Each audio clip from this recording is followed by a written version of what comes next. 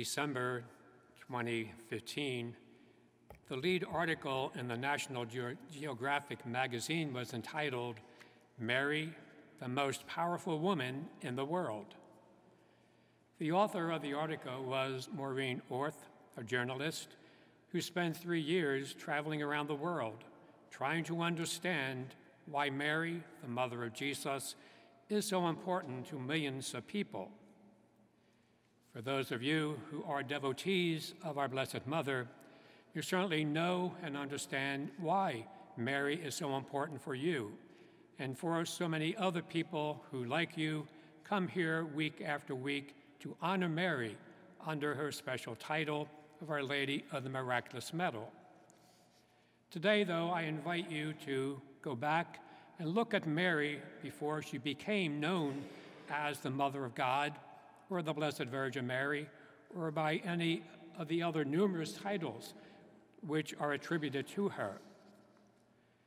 Like many girls born when Mary was, she most likely was named Miriam, after the sister of Moses and Aaron.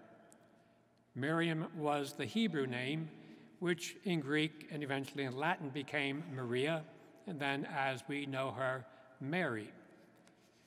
We do not know when Mary was born. She was probably born in Nazareth and lived a great part of her life there, a small village, about 1,600 people. Her family, like those of their neighbors, was poor.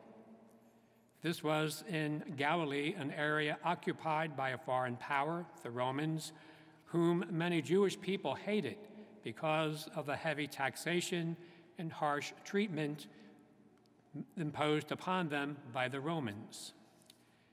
Mary was probably about 14 or 15 years old when she gave birth to Jesus.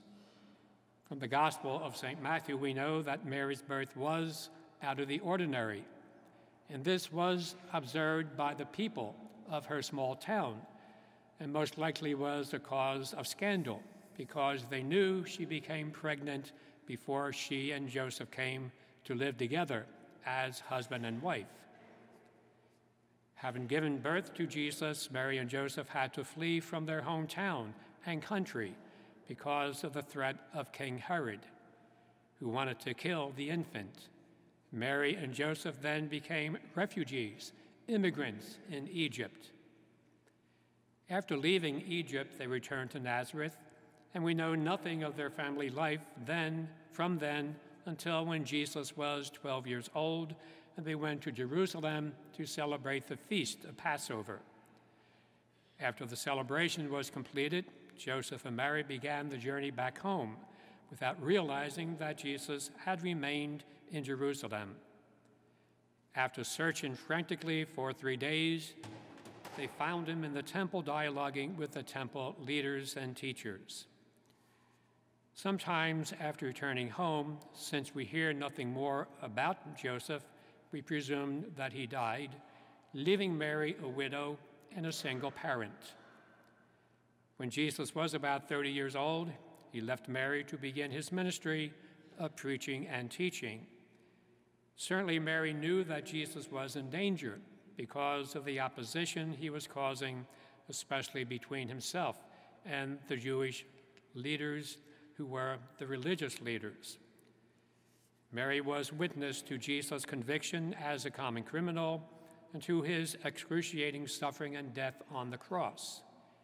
She received the dead body of her only son into her arms, helped him with his burial. Why then are we drawn to the life and example of Mary? Because Mary was a real human being, rooted in everyday living. Most likely, she enjoyed being a wife and a mother, and she did all those things that a wife and mother had to do in those days. She breastfed Jesus, changed his diapers, taught him how to walk, how to talk, and how to pray. She had to clean the house, do the laundry, prepare meals, and most likely from time to time helped Joseph in his workshop. As all of us, Mary experienced pain and suffering during her lifetime, and this is why we can go to Mary for she understands our pains and our sufferings. As was mentioned, we saw some examples of her suffering.